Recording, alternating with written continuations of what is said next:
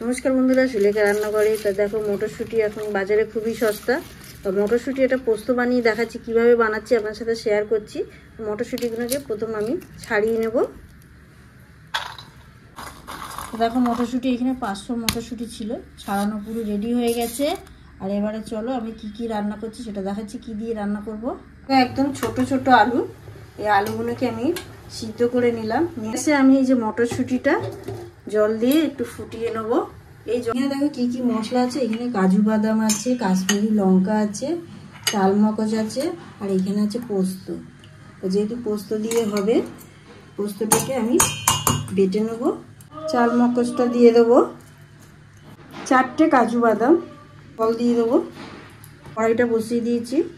আমি এখানে সাদা তেল আর সর্ষের তেল মিক্সড করে করছি। এখানে দেখো মটরশুঁটিটা সিদ্ধ হয়ে গেছে। এখানে আমি দেখিয়ে দিচ্ছি, দেখো সিদ্ধ হয়ে গেছে। এবার আমি এটাকে লাভিয়ে নেব। এবার এই আলুগুলো সিমে একটু নুন দিয়ে ভেজে নেব। নুনটা দিয়ে দিলাম। পোস্তটা বাটা হয়ে গেছে। দেখো এখানে কাশ্মীরি লঙ্কাটা ভিজিয়ে রেখেছিলাম, এটাও বেটে নেব।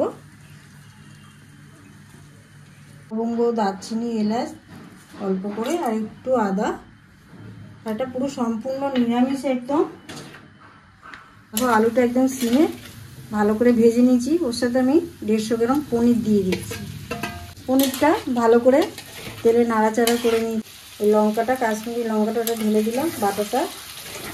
মশলাটাকে দিয়ে ভালো করে নাড়িয়ে নিয়েছি। এবারে সিদ্ধ মটরশুঁটি আর জলটা ঢেলে দিলাম।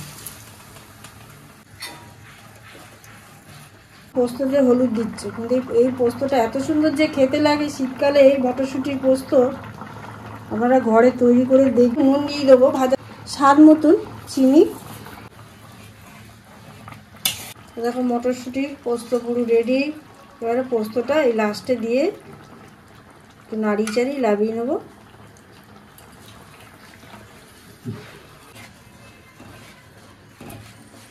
পোস্তটা ভালো করে নাড়িয়ে চাড়িয়ে একটুখানি 2 মিনিট গ্যাসটাকে জোরে দিয়ে পুরো বন্ধ করে দিচ্ছি গ্যাসটাকে।